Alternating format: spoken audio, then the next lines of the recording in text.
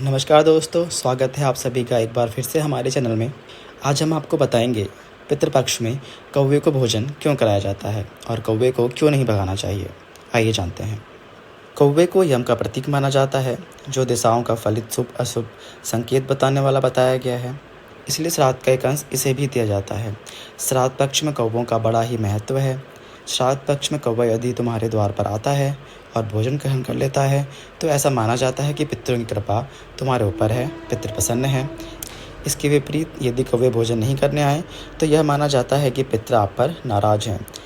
भारतीय मान्यता के अनुसार व्यक्ति मरकर सबसे पहले कौवे के रूप में जन्म लेता है और कौवे को खाना खिलाने से वह भोजन पितरों को मिलता है।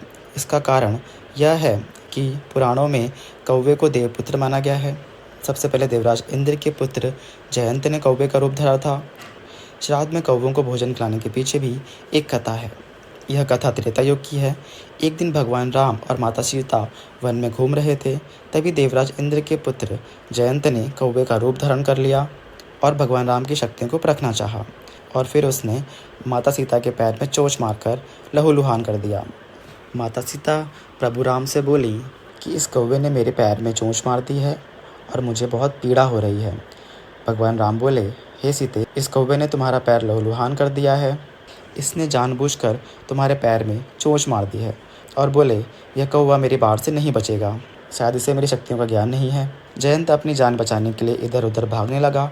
सबसे पहले जयंत अपने असली रूप को धारण कर अपने पिता इंद्र के पास गया और बोला, मेरी सहायता कीजिए हे इंद्रदेव, भगवान राम के धनुष से निकला बाण मुझे छलनी कर देगा।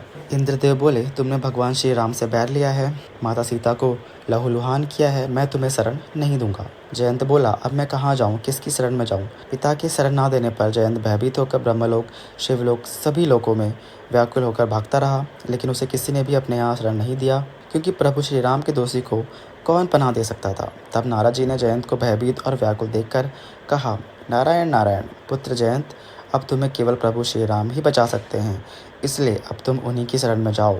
श्री राम बहुत दयालु हैं, वे अवश्य तुम्हें शरण देंगे। जयंत भगवान श्री राम की शरण में जाता है और उनसे क्षमा मांगता है और कहता है, हे शरणागत, हे हितकारी, प्रभु श्री राम मेरी रक्षा कीजिए, मुझ पर दया कीजिए, प्रभु मुझे क्षमा कीजिए।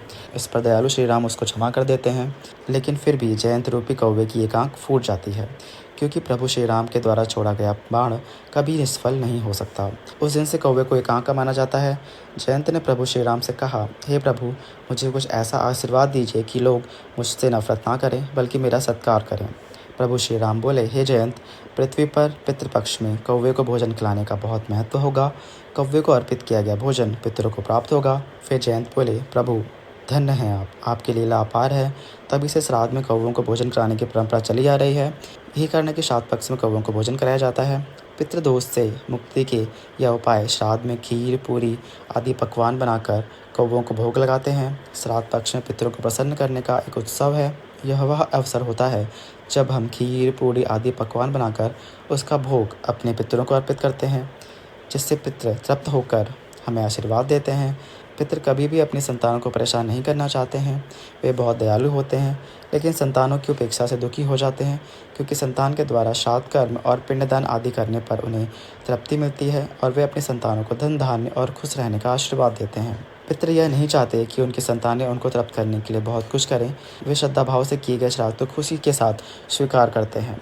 कहा भी गया है, श्रद्धा के बिना श्राद्ध अधूरा है। तो यह थी एक कथा जो बताती है पितृपक्ष में पितरों का आशीर्वाद मिलना कितना महत्वपूर्ण है, और श्राद्ध पक्ष में कौवों को भोजन खिलाने का महत्व भी परिवार में सुख, शांति, समृद्धि लाता है।